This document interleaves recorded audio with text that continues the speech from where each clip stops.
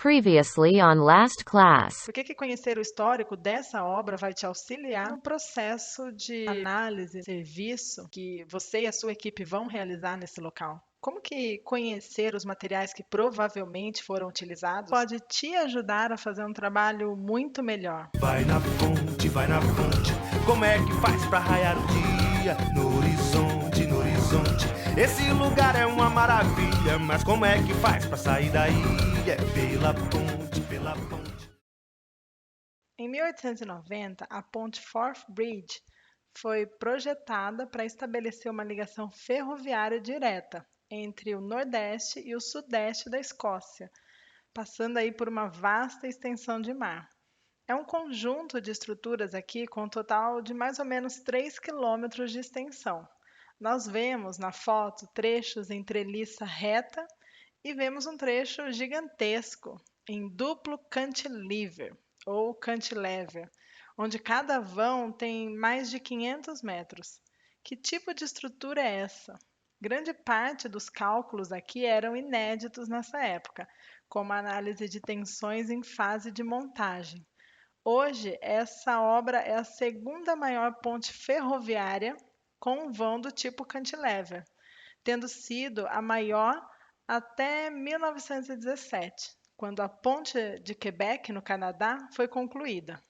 Toda obra de ponte famosa tem uma grande história, e com essa não é diferente.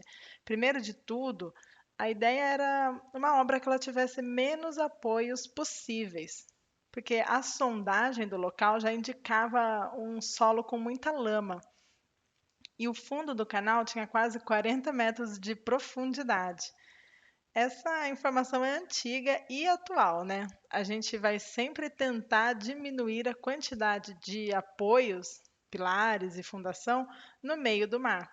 Esse conceito é completamente atual. Sugeriram na época uma ponte suspensa, o que parecia uma ótima ideia, mas o vento no local era extremamente forte e isso iria elevar muito o custo total da obra para aquele período de 1890, quando ela foi construída. Hoje em dia existe uma ponte suspensa ali naquela região e uma estaiada também, só que foram construídas em períodos bem diferentes. Tem um vídeo muito bom que mostra até detalhes da construção dessas obras.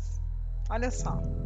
When the Queen's Ferry crossing completed, it joined the Forth Road Bridge and the Forth Rail Bridge as the third striking engineering icon to cross the Forth of Firth in Scotland.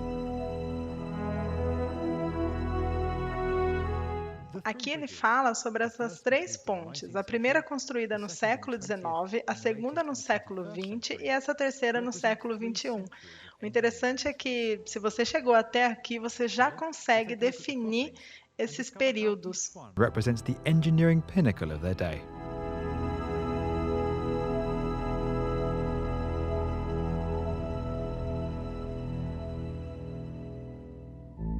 There has been a crossing route over the Forth since Margaret, Queen of Scotland, founded a ferry to take pilgrims north to St Andrews in the 12th century.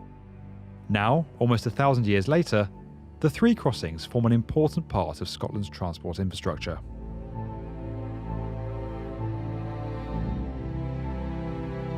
The ferry remained the only way to cross the Forth until the Victorian era, when the rapid expansion of the railways became the catalyst for a permanent crossing.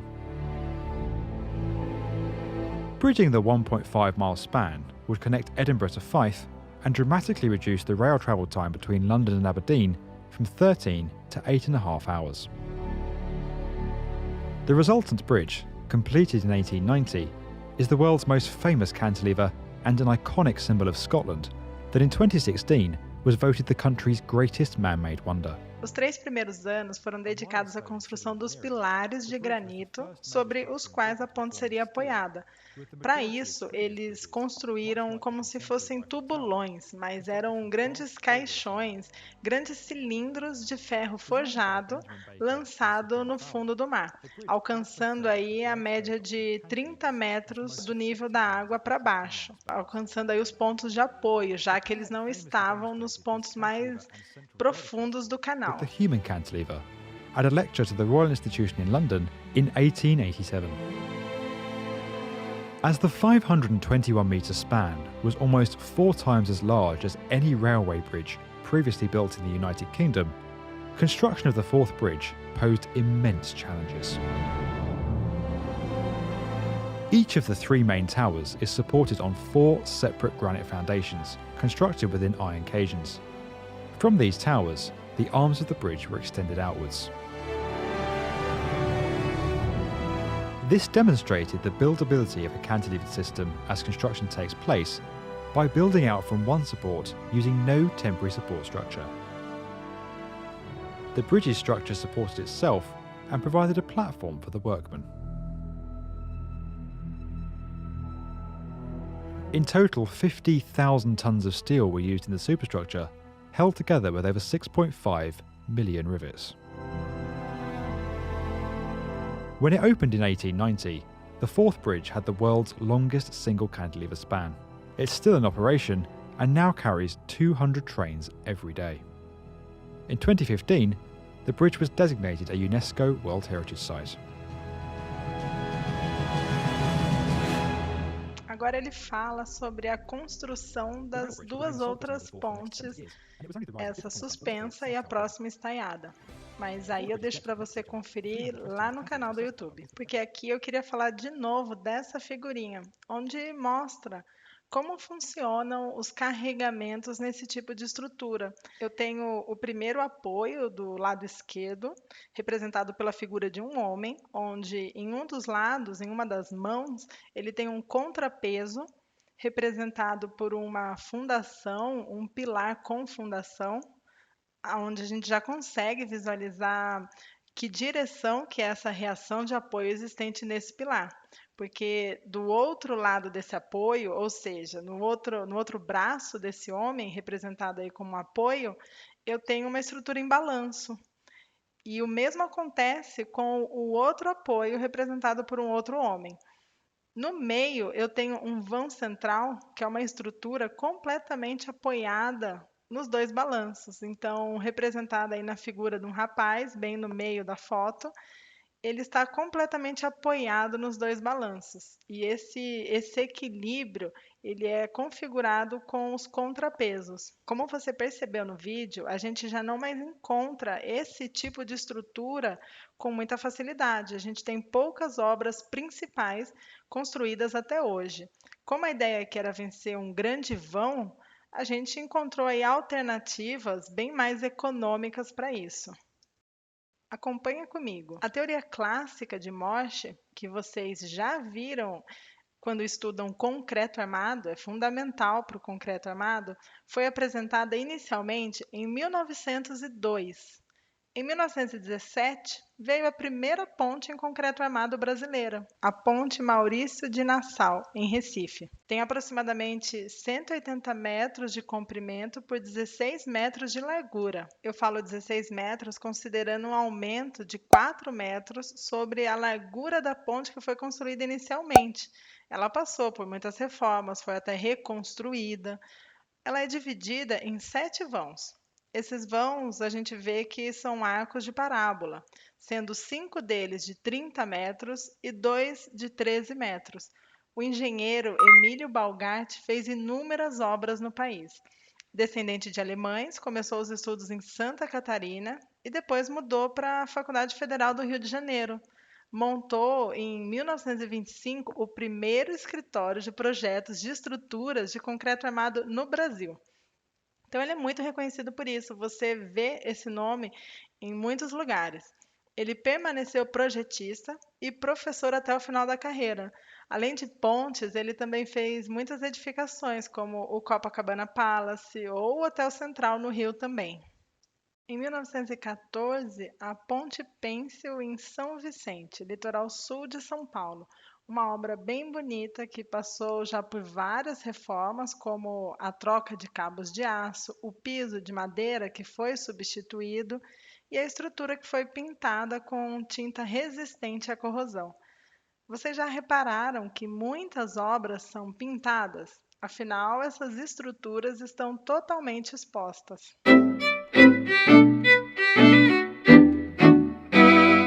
Em 1926, a maravilhosa ponte Hercílio Luz, em Florianópolis, Santa Catarina.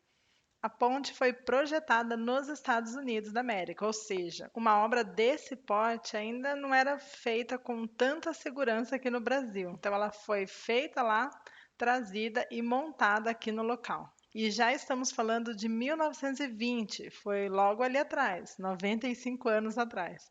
Ficou interditada por 30 anos. Essa é fácil vocês procurarem informações, mas eu vou colocar alguns pontos aqui. Reparem nos closes da estrutura, nas ligações, nos parafusos ou na quantidade de parafusos, fazendo algumas ligações mais rígidas. Enfim, repara nos detalhes, bons e ruins que tem nesse vídeo. Olha só. A ponte Hercílio Luz, símbolo de Florianópolis, foi reaberta hoje para pedestres e ciclistas. Ela ficou totalmente interditada por quase 30 anos. Por eu nunca ter atravessado a ponte, ela não tem essa função de conectar dois pontos. Ela se resume ao cartão postal da minha cidade.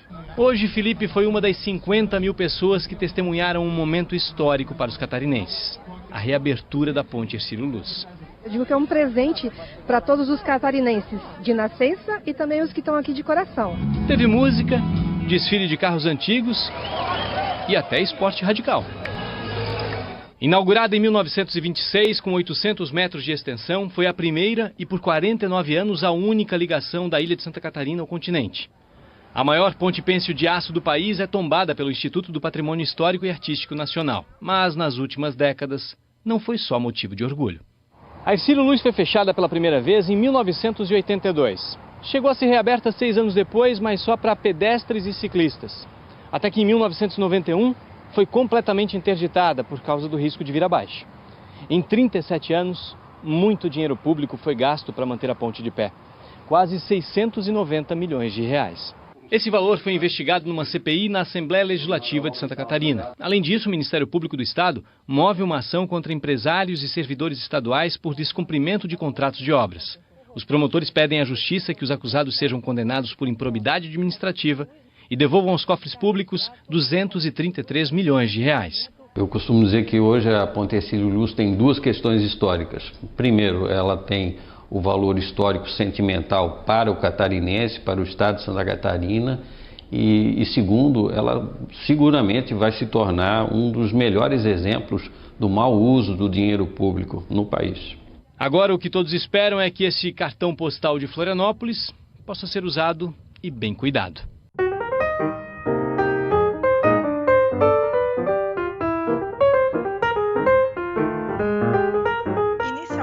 Em dezembro de 2019, ela foi reaberta para a passagem de pedestres e ciclistas.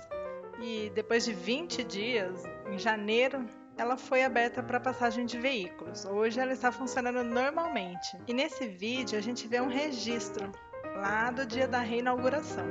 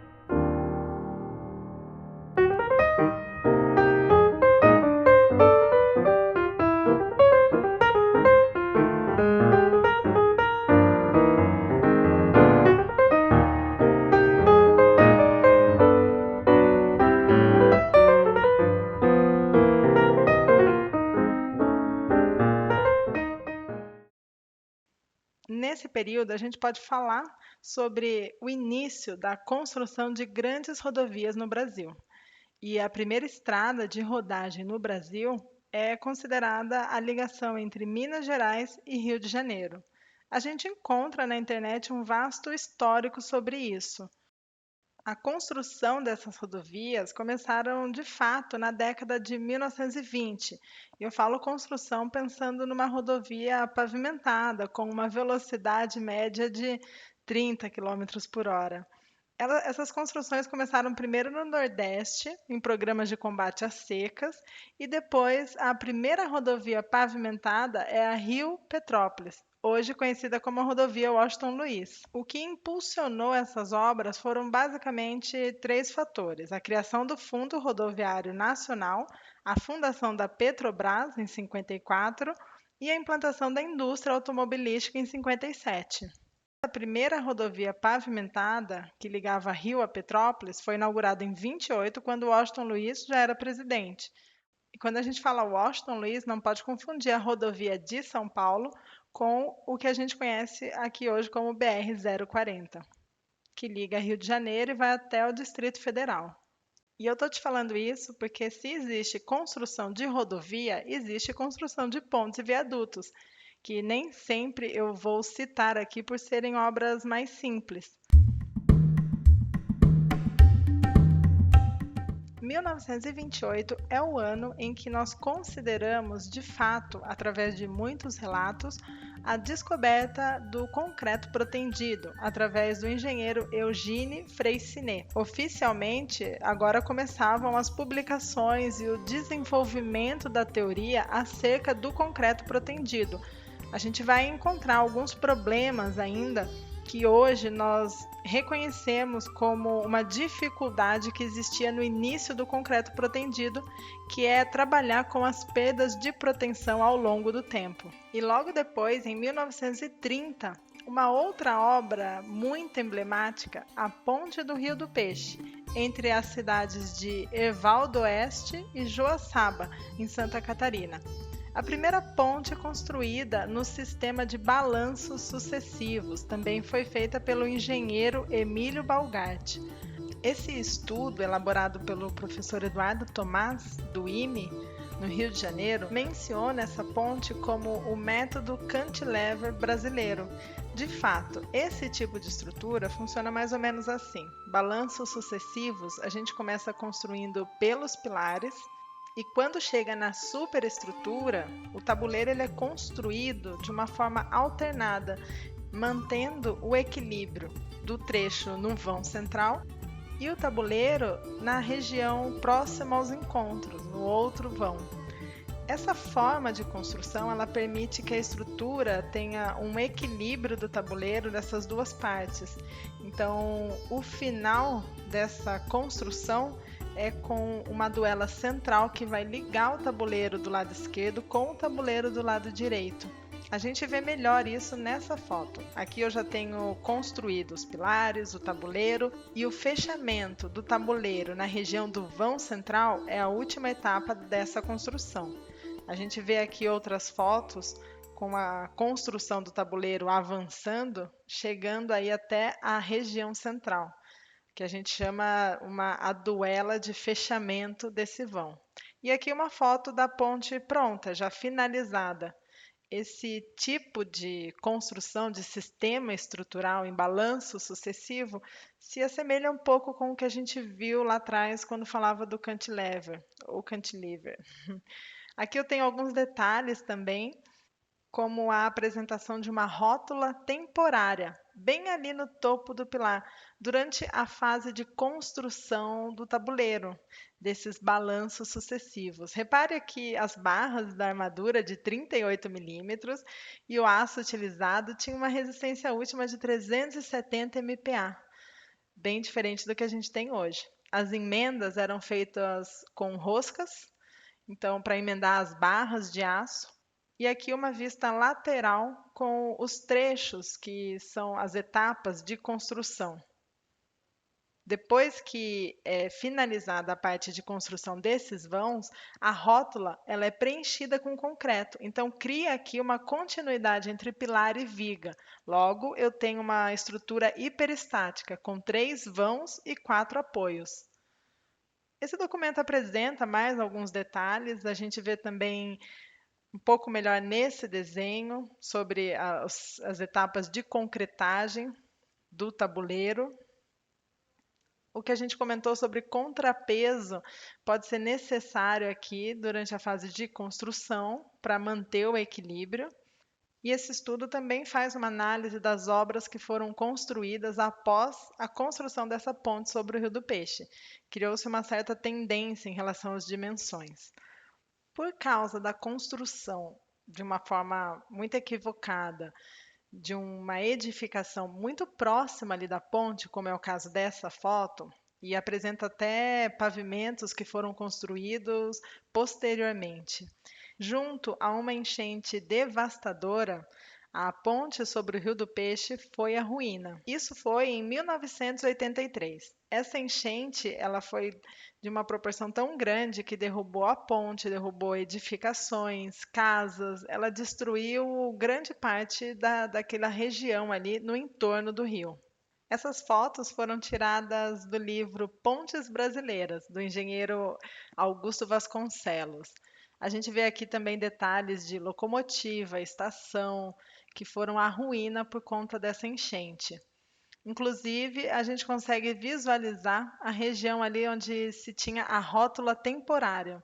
Era uma rótula, como na foto da esquerda, e depois de concretada, depois de finalizada a obra, essa rótula era concretada, formando assim uma estrutura totalmente rígida, contínua, permitindo a continuidade dos esforços, inibindo aquela função de rótula do apoio previamente adotado durante a fase de construção. Em 1931, chegou uma ponte suspensa com um vão de 1.000 metros entre Manhattan e Nova York. Eu não poderia deixar de falar dessa obra, de tão emblemática que é. A ponte suspensa George Washington, nos Estados Unidos. Possui um nível superior, com 4 faixas em cada direção e, curiosamente, de uma forma inusitada, possui um nível inferior também, com 3 faixas em cada direção. Então, a gente tem um total nessa obra de 14 faixas de deslocamento. O nível superior da ponte também permite o tráfego de pedestres e ciclistas. Algumas curiosidades dessa obra acho que vale a pena a gente citar aqui. Após um intenso debate, o nome original, que era Hudson River Bridge, foi rejeitado, ficando então The George Washington Bridge. Os primeiros planos incluíam um restaurante proposto no topo das torres, de uma dessas torres. Outro detalhe é que a ponte ela foi originalmente projetada para ser revestida de concreto, mas os engenheiros decidiram usar a aparência do aço puro. Outro detalhe, 20 prédios de apartamentos e 2 igrejas foram demolidas e os seus inquilinos foram realocados, assim como a gente vê em muitas grandes obras. Alguns anos depois, em 1937, a ponte mais polêmica e bonita que eu conheço, talvez. Na Golden Gate, na Golden Gate. Sobre a Baía de São Francisco, nos Estados Unidos da América. Essa obra tem 1.280 metros de vão, ou seja, a distância entre os pilares, esse vão livre, e uma extensão total de quase 3 quilômetros. Se você já se perguntou como será que a gente constrói uma obra desse porte, esse vídeo pode te ajudar. O início da construção começa pela fundação e pelos pilares. Uma vez que os pilares já estão construídos, é possível a passagem dos cabos, os cabos principais que vão sustentar a obra, e com isso as passarelas para trabalho. Uma vez que esses cabos já estão colocados, é possível começar a construção do tabuleiro, que será sustentado pelos cabos principais. E isso se faz por etapas, partindo sempre dos pilares principais.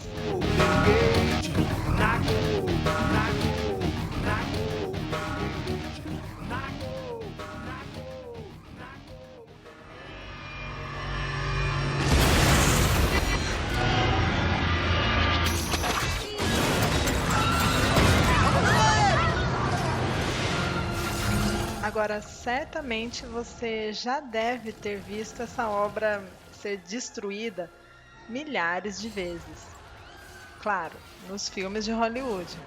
Dizem que essa ponte aparece em mais de 70 filmes.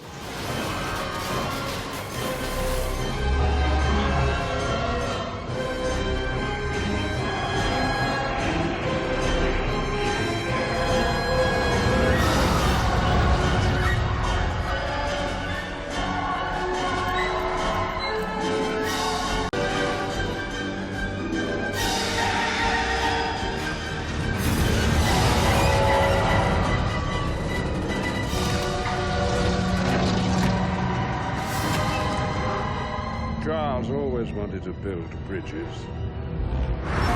Eu não sei vocês, mas eu adoro os detalhes dessas cenas de filmes. Além da aparição dessa obra de arte nos filmes, existe também um documentário muito interessante, Life After People, que diz que se todos os seres humanos sumissem hoje, essa ponte cairia em 100 anos. Outro detalhe importante é que esse é o local com o maior número de suicídios, muito bem representado por um documentário The Bridge. Chegamos em 1940. E sim, 1940, ou seja, nem é tão antiga assim como a gente pensava, perto das outras obras que nós já vimos até aqui. Nesse ano, a Ponte de Tacoma foi inaugurada. Aqui você já conhece sobre essa obra e talvez você já tenha visto sobre esse vídeo. Ela sempre balançava, porém, em um determinado dia, o vento atingiu uma velocidade de aproximadamente 65 km por hora e, com isso, começou a gerar movimentos de torção, vindo a estrutura colapsar. Atualmente, entende-se que, além da ressonância, a variação na tensão dos cabos que mantinham a estrutura foi responsável também pelo fenômeno. A força do vento fez com que as tensões nos diversos cabos de aço fossem diferentes em um mesmo instante. Assim, a força da gravidade foi a única a atuar no momento em que o cabo estava afrouxado, o que proporcionou esse movimento ondulatório, que cessou no momento em que a ponte não suportou as oscilações. Essas oscilações chegaram a ser de 36 ciclos por segundo, gerando desníveis de até 8,5 metros. Só a nível de comparação, no dia da reinauguração da ponte Hercílio Luz, em Santa Catarina, que nós vimos um pouco para trás na aula, o desnível da obra foi de 30 centímetros, devido à presença de muitos pedestres no local. E os estudos indicam que, por segurança, o desnível não deve ser superior do que 50 centímetros lá naquela obra. Aqui, a única vítima foi um cachorrinho que ficou no carro, gente, que triste.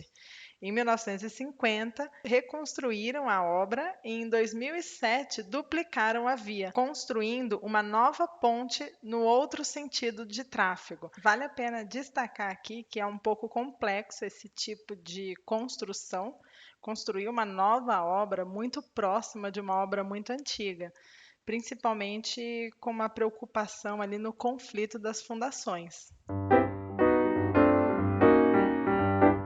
Concordo que essa próxima obra ela não tem nada de muito bonita ou muito diferente, não é uma obra que de fato chama a atenção. Mas em 1955 a gente pode falar dessa obra como uma peça-chave para o desenvolvimento das pontes estaiadas, assim, de fato calculadas. Essa foi na Suécia, com um vão central de 182 metros. Consegue perceber a diferença quando a gente fala no tamanho dos vãos dos diferentes sistemas estruturais? Estaiada é protendida. Quase 30 anos depois, lá do estudo de Freycinet que comentamos lá atrás, essas obras começam a aparecer. As tentativas de uma ponte estaiada são bem mais antigas. Nós vimos no caso da ponte do Brooklyn. Essa ponte é considerada por alguns autores a primeira ponte estaiada moderna. Uma coisa é certa, então. Daqui para frente a gente vai começar a ver mais sobre obras estaiadas. Em 1962, a primeira ponte estaiada da América do Sul, na Venezuela, com 5 vãos de 235 metros. Já começa a ficar um pouquinho maior essa questão dos vãos em obras estaiadas. Repare que a obra tem 5 vãos estaiados, mas a obra total é muito maior do que isso.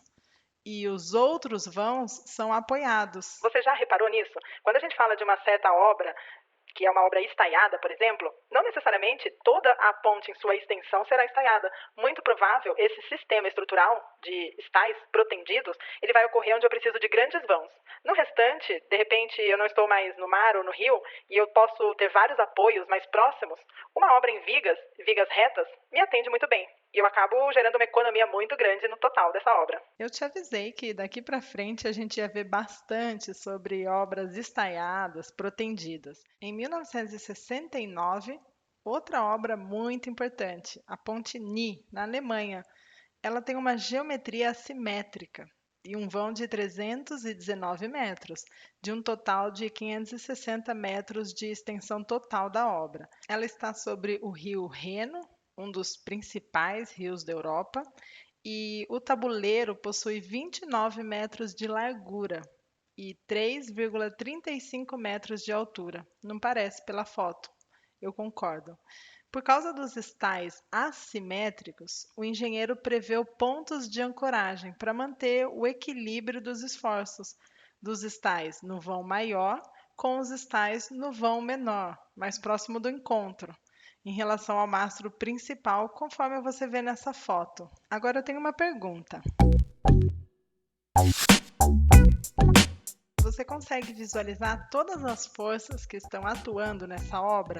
Assim como essas forças com as setas em azul, representando a ancoragem, representando pontos onde eu tenho reações de apoio, você consegue visualizar os outros esforços? O peso próprio e da sobrecarga no tabuleiro, as setas representando os esforços nos estais, segurando o tabuleiro e chegando até o mastro, ou melhor, segurando parte do tabuleiro que corresponde à área de influência daqueles estais naquela região. E por fim, os esforços do mastro até a fundação. Se você não consegue perceber, vale a pena dar um pause nesse vídeo e gastar uns minutinhos aqui, para tentar imaginar como seria o diagrama desses esforços. Se você conseguir enxergar isso, você praticamente já tem uma ideia de como calcular essa obra. Nós vamos pular para o ano de 1974 e você já sabe de quem eu vou falar aqui. Antes da existência dessa obra de arte, era necessário percorrer cerca de 120 quilômetros em estradas ou optar pelo uso das balsas que existiam no local. A escolha do traçado da ponte Rio-Niterói diz respeito ao menor impacto no tráfego marítimo, ao custo total menor que outras opções e à ligação aos subúrbios cariocas. Percebe então que são vários profissionais envolvidos nessa atividade? Muito mais do que apenas os calculistas de pontes. Atualmente, a ponte Rio-Niterói, ou melhor, a ponte Presidente Costa e Silva, que é o nome correto dela, é a maior do hemisfério sul em concreto protendido e a maior da América Latina por enquanto até hoje, claro. Depende de quando você estiver assistindo esse vídeo, porque a gente tem outras obras aí a caminho.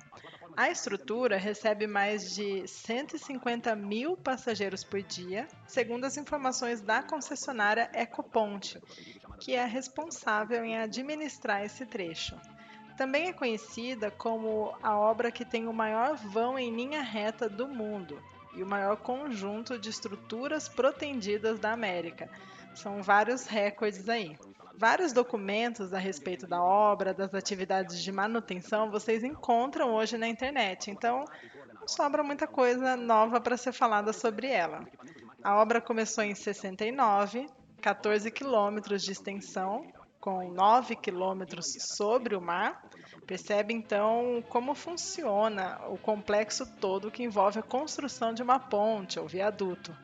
Tem também 75 metros de altura e o vão livre de 300 metros. Nesse vídeo, a gente consegue visualizar alguns trechos da fase de construção. Então, no começo da construção, das fundações, a gente vê a utilização de camisas metálicas para estancar e retirar a água da parte interna dessas estruturas de aço que serão concretadas e serão aí as bases, as fundações dessa obra.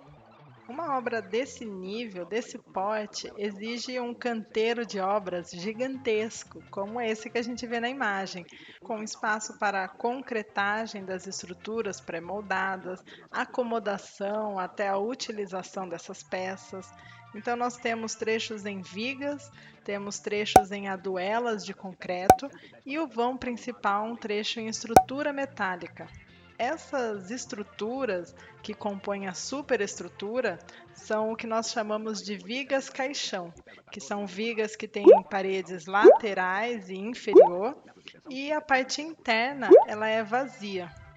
Vazia pensando na estrutura da ponte, mas no caso dessa obra, eles utilizam a parte interna para passagem de equipamentos durante a fase de construção ou mesmo na fase de manutenção da obra. Ela passou por algumas atividades de manutenção. Vocês já viram falar que ela tinha uma variação do tabuleiro de mais de 60 centímetros para cima e para baixo, ou seja, o tabuleiro ele tinha uma movimentação com um delta de 1,20 m. Era, por isso, interditada várias vezes, quando tinha ocorrência de fortes ventos. Em 2004, um sistema desenvolvido na Faculdade Federal do Rio de Janeiro, com o nome de atenuadores dinâmicos sincronizados, foi instalado no interior da ponte, diminuindo em cerca de 80% essa oscilação. É um sistema de molas que absorve essa variação e anula a frequência da variação, é como se fosse um amortecedor. Então, quando a ponte balança para cima, os contrapesos que estão ligados na mola, com o movimento meio que atrasado, oscilam para baixo e vice-versa. Hoje a gente já sabe que com esse sistema, os ventos que têm velocidade de 60 a 100 km por hora não provocam nenhum efeito na ponte e não tem nenhum prejuízo. Portanto, ela não precisa ser fechada, mas a recomendação é que, caso os ventos sejam maiores do que 100 km por hora, os engenheiros recomendam o fechamento da obra. Em 1992, a Espanha estava passando por um período muito próspero. Celebrava a participação integral no Bloco Econômico Europeu, os 500 anos de descobrimento das Américas, os Jogos Olímpicos de Barcelona e a Exposição Universal, que acontecia em Sevilha. Era um evento no qual os países podiam exibir os seus últimos inventos e descobertas na área da arquitetura. E, dentre as obras apresentadas, tinha essa ponte, a Ponte da Barqueta, ou La Barqueta, próxima ao local do evento. A gente vê aqui pela foto que é uma obra em estrutura metálica, em arco, e tem o tabuleiro suspenso por meio dos tirantes. Eu preciso te falar que é muito difícil encontrar um material, um conteúdo que fale sobre a concepção estrutural ou qual que foi o objetivo principal de quem projetou essa estrutura. No caso dessa obra, a gente encontra um vídeo, não em português, que mostra alguns detalhes sobre essa ideia principal de quem projetou. E a pergunta que eu te faço é a seguinte: quando você olha essa estrutura, esse formato te lembra alguma coisa?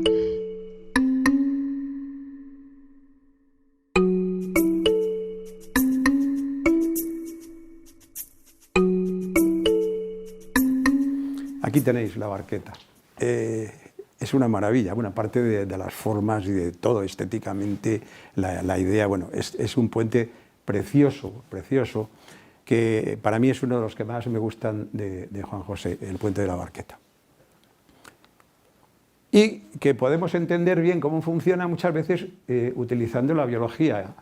Entonces cualquiera de nosotros adopta esa postura, que cualquiera de los que puedan, yo desde luego ya no, y y le cargan en la zona ventral y ve que aguanta mucho mejor y cómo funciona aquello. O sea que en cuanto empiezas a ver los músculos, cómo empiezan a trabajar, tú empiezas a entender cómo funciona el puente. Lo digo porque... Eu não sei se vocês repararam que no final desse trecho de vídeo, ele comenta que quando você conhece quais músculos estão trabalhando no corpo, você entende como que a ponte trabalha.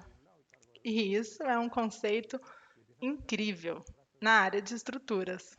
Para o mesmo evento, a exposição de 92, também foi inaugurada essa ponte. A ponte do Alamilho consiste em uma única torre reta em estrutura de aço, preenchida com concreto armado e inclinada para trás. Essa inclinação, de propósito, é para contrabalancear o vão de 200 metros com 13 pares de cabos. Uma vez que o peso da torre é feito para ser suficiente para contrabalancear o convés, os apoios traseiros não são necessários. Por isso que a gente vê apenas um vão com esses stais. Esse contrabalanceamento substitui o peso de uma torre inclinada por um conjunto de cabos de apoio. Dessa forma, então, um novo tipo de ponte estaiada em longarina foi concebida nessa época. O tabuleiro dessa ponte ele é feito de uma espinha de peixe em viga de aço, onde os cabos de sustentação são fixados. As asas laterais de aço em balanço, quando a gente olha na seção transversal, permite as plataformas de tráfego. São 3 faixas de cada lado. Essa é a primeira ponte estaiada de fato que se equilibra unicamente com o peso da torre, dispensando assim qualquer encosto, qualquer ancoragem, o que é muito interessante. A fundação é feita com 54 estacas de aço, atuando aí passivamente sobre a torre. O arquiteto responsável pela concepção estrutural dessa obra é alguém que você certamente precisa conhecer. Santiago Calatrava. É um arquiteto espanhol responsável por inúmeras obras na Suécia, na Itália, Espanha, Estados Unidos, Canadá e, como a gente conhece, no Brasil também, através do Museu do Amanhã. Além de uma ponte estaiada na linha 4 do metrô, também no Rio de Janeiro. Em 1996, foi inaugurada essa ponte Erasmus, em Roterdã, na Holanda. Não é à toa que você percebe uma certa semelhança com a obra que a gente acabou de ver do Calatrava. O arquiteto responsável por essa obra, Ben van Berkel, ele confirmou que a inspiração dele veio, de fato, com a obra que a gente viu anteriormente. Aqui é uma ponte estaiada e basculante. Significa que ela tem aí um trecho onde ela se movimenta para a passagem de embarcações. A construção começou em 90 e foi inaugurada em 96. São 802 metros de comprimento. A seção suspensa da ponte tem um único mastro. Esse mastro também é de concreto, na parte interna. Então você já começou a perceber que esses mastros, eles são de concreto, geralmente, às vezes revestido de aço, e ao invés de ser uma estrutura completamente retilínea, de repente ele tem uma desenvoltura para causar aí uma certa graça na obra. E de fato, não é à toa que essa obra ela tem um apelido de O Cisne. O tabuleiro da obra ele não é tão complexo. Ele é feito por 2 vigas principais longarinas, como essa que você vê na foto, e algumas barras, algumas vigas transversinas para garantir a estabilidade. Eu sei que está difícil reparar nessa foto na parte inferior da obra com aqueles prédios tão bonitos lá atrás. Quando essa obra foi inaugurada, eles perceberam que tinha uma oscilação muito elevada. Então, aqui também existem amortecedores que foram instalados posteriormente. Em 1998, a ponte Akashi, no Japão, com 1.991 metros de vão e 3.911 metros de comprimento total. Hoje em dia, é a maior ponte pêncil do mundo. Batendo esses recordes, em 98 também a ponte do Great Belt, na Dinamarca, terceiro maior vão livre do mundo, com 1.600 metros. A ideia aqui é fazer você perceber Qual que é a ordem de grandeza quando a gente percebe a necessidade de uma ponte do tipo pêncil ou suspensa? As pontes em vigas e vigas retas também são importantes e exigem uma tecnologia muito avançada para sua construção. Em 98, a gente tem a ponte Ayrton Senna, que tem 3.600 metros de extensão. Repare que eu não estou falando aqui da distância do vão entre os apoios. E é uma das grandes obras que atravessam o Rio Paraná. Foi inaugurada em janeiro de 98 e liga as cidades de Guaíra, no Paraná, a Mundo Novo, no Mato Grosso do Sul. É uma obra muito importante para o país. É muito conhecida por ter uma manutenção muito cara. E faz todo sentido, porque olha a quantidade de material que a gente tem ao longo de toda a extensão dessa ponte. Quantos pilares, vigas travessas, vigas longarinas. Então, realmente, é uma obra custosa quando a gente pensa em manutenção. Na sequência, eu vou apresentar aqui uma série de obras bem mais recentes.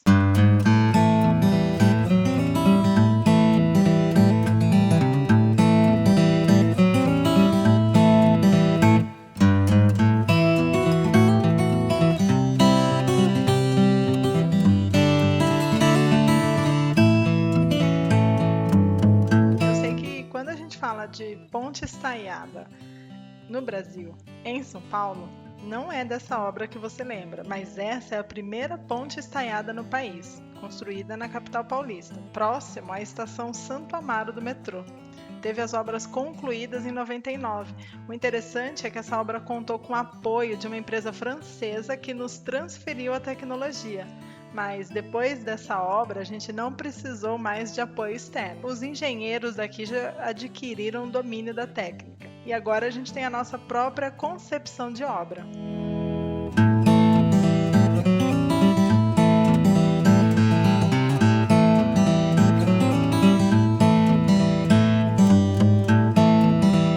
E essa obra, construída pelos engenheiros Mário Vilaverde e Filemon Boto de Barros, além do arquiteto Alexandre Chan. O interessante é que foi construída com 3 arcos inspirados pelo movimento de uma pedra quicando sobre o espelho de água.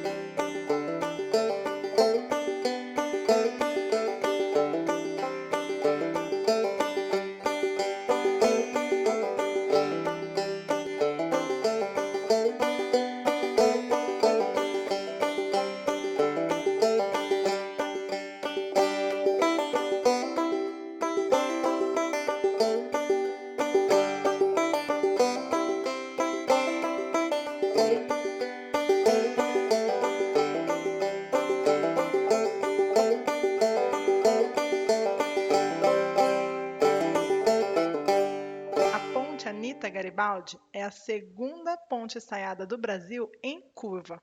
Ou, se a gente estiver falando em uma linha, um eixo central, é a primeira estaiada em curva. Lembrando que aquela lá de São Paulo, eu tenho 2 pistas que vão para sentidos diferentes. Então, são 2 curvas. E para saber mais detalhes da fase construtiva, como que a gente faz para construir uma obra quando eu tenho as aduelas de concreto, como a gente já viu em outras obras anteriores? Esse vídeo pode te ajudar bastante. Olha só. Inovação e tecnologia na Ponte Anita Garibaldi. Um cartão postal em Santa Catarina.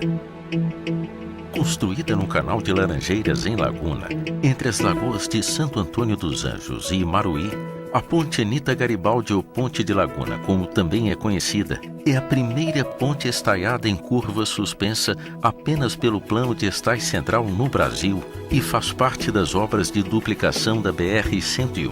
São 2.830 metros de extensão, executados em 2 métodos construtivos, um trecho corrente e um trecho estaiado de 400 metros de extensão. A execução do trecho corrente utiliza uma das tecnologias mais modernas e inovadoras do mundo. Consiste na utilização de uma treliça lançadeira de aduelas pré-moldadas.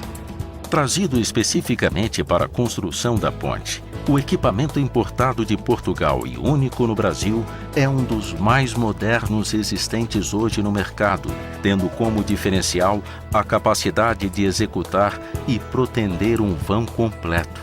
A junção de 14 aduelas formam a estrutura de cada um dos 52 vãos, que juntos constituem a espinha dorsal do trecho corrente da Ponte de Laguna. O trabalho de fabricação das aduelas é realizado no pátio de pré-moldados, localizado no canteiro central da obra. As aduelas passam por um rigoroso controle de qualidade e são concretadas face a face para o perfeito encaixe no tabuleiro. Depois de prontos, os gigantescos blocos de concreto, que pesam entre 80 e 100 toneladas, são estocados e posteriormente içados e transportados por 2 pórticos de 60 toneladas até as balsas. A embarcação transporta 2 aduelas por viagem. A travessia leva de 30 a 40 minutos para ser completada. Ao chegar no destino final, a treliça inicia os trabalhos. Para o avanço da treliça, um contrapeso de 45 toneladas é içado através da ponte rolante que é fixada no pórtico traseiro. As patas dianteira e traseira são desmontadas, fazendo com que a treliça fique apoiada apenas nos pórticos. A treliça avança e após 1 hora e 20 minutos alcança o próximo vão. Com a ajuda do sistema OPS, Sistema de Pré-Esforço Orgânico, que permite o controle da flecha para evitar deformações na estrutura, a treliça realiza a pré-suspensão das aduelas. O processo de composição do tabuleiro inicia com o posicionamento da aduela 14. Imediatamente é realizado o posicionamento altimétrico e planaltimétrico e a montagem das barras de suspensão. Logo após, o processo se repete e as aduelas 13, 11, 10, 9, 8 e 7 são pré-suspensos. O processo é retomado com o içamento da aduela 1, que é posicionada, ajustada e recebe a montagem dos fusos inferiores e superiores de ligação, garantindo uma fixação longitudinal do tabuleiro durante o processo de montagem. E dessa forma, inicia a colagem das aduelas. A cola é passada na face da aduela. Após o posicionamento altimétrico e planaltimétrico, é realizada a montagem das barras de brelagem. O processo consiste na colocação de barras que são puxadas por um macaco hidráulico. Dessa forma, as estruturas ficam firmemente unidas.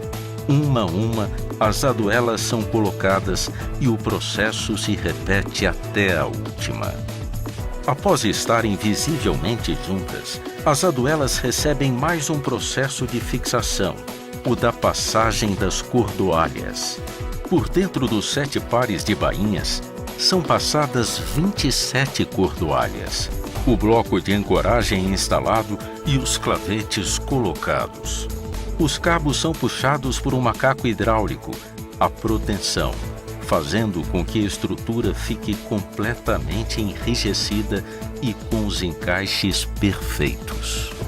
Depois de alguns ajustes e do grouteamento dos aparelhos de apoio, é feito o avanço do pórtico para o próximo vão, completando assim o ciclo de 6 dias trabalhados na execução de um vão completo, que posteriormente recebe as mãos francesas, pré-lajes e concretagem das 2 lajes das extremidades, formando assim o tabuleiro completo da Ponte de Laguna. É o consórcio É das interessante empresas. destacar aqui que atualmente você consegue encontrar várias obras que adotaram esse sistema estrutural. Eu tenho aduelas de concreto para a viga principal da superestrutura e mãos francesa fazendo alargamento da laje. Essa não é a única forma de fazer uma viga em concreto protendido, mas é a forma de se protender várias aduelas de concreto, formando aí uma viga principal. Essa próxima foto que você vê é uma das muitas propostas que já vêm sendo discutidas há quase um século sobre a ligação entre Santos e Guarujá.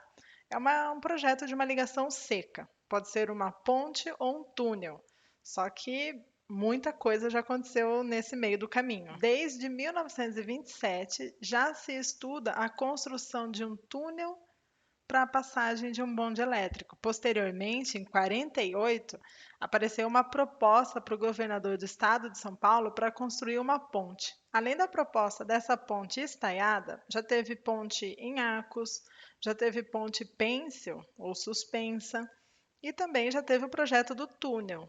Essa questão já foi para audiência pública diversas vezes. Alguns defendem que o túnel imerso sob o mar é a melhor alternativa para a solução do antigo gargalo da região, porque não cria obstáculos físicos no canal de navegação do Porto de Santos, que é o maior porto da América Latina. Por isso que outros afirmam que a ponte é a solução muito mais viável, tanto nas questões físicas como financeiramente.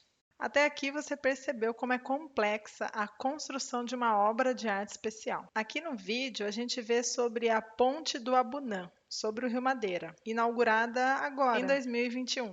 O projeto da ponte começou em 2014. O estado sofria os impactos de uma cheia do Rio Madeira, que deixou a BR-364 totalmente inundada. Lembrando que essa rodovia é a única ligação terrestre do estado com Rondônia. A construção da ponte teve início de acordo com os recursos que veio do PAC, Programa de Aceleração de Crescimento, e tinha uma entrega prevista inicialmente para 2017. Em dezembro de 2018, 85% das obras dessa ponte sobre o Rio Madeira já estavam concluídas, e o novo prazo era agosto de 2019. No final de 2019, os trabalhos já estavam em 95%. E a obra foi inaugurada em maio de 2021. E por que, assim, tanto tempo para a construção dessa obra? Eu recortei alguns trechos do próximo vídeo para te mostrar melhor sobre as dificuldades desse tipo de construção. Estamos na obra de construção da ponte sobre o Rio Madeira. Para lá é Porto Velho, distante 230 quilômetros. E para cá, Rio Branco. Rio Branco, falta apenas o revestimento, que não aconteceu hoje por causa da chuva.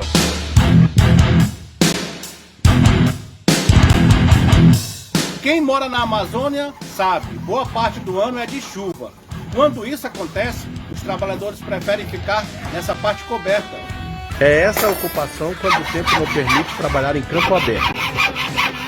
A marcação em vermelho e branco que você vê ali em cima é de 2014. Mostra a quantidade de água que o rio tomou. Quase 7 metros acima do nível normal. Essa alagação quase deixa o Acre isolado do país inteiro.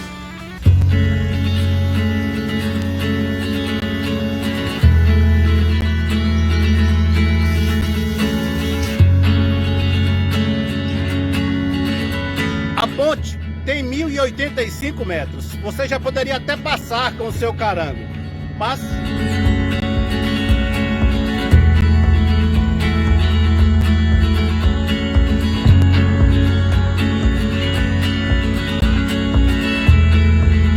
esse é o acesso à ponte para quem vem de Porto Velho. A obra está assim porque foi necessário um aditivo. Devido à enchente de 2014, sem precedentes, o projeto já foi aprovado. No auge da construção da ponte, mais de 180 homens e mulheres trabalharam aqui. Hoje, nesse período de chuva, tem 45. O sistema estrutural dessa obra é misto. Eu tenho trecho em vigas, lá no começo e no final da obra, além da região ali sobre a terra, e esse vão principal, onde o sistema é em balanços sucessivos. E nós já vimos que para construir isso, a gente coloca as aduelas e vai protendendo as partes. E esse foi o nosso resumo da aula de hoje. Espero que você tenha gostado. A gente falou das principais obras de artes especiais ao longo desse tempo e tudo o que engloba a construção dessas estruturas. Até mais e bons estudos!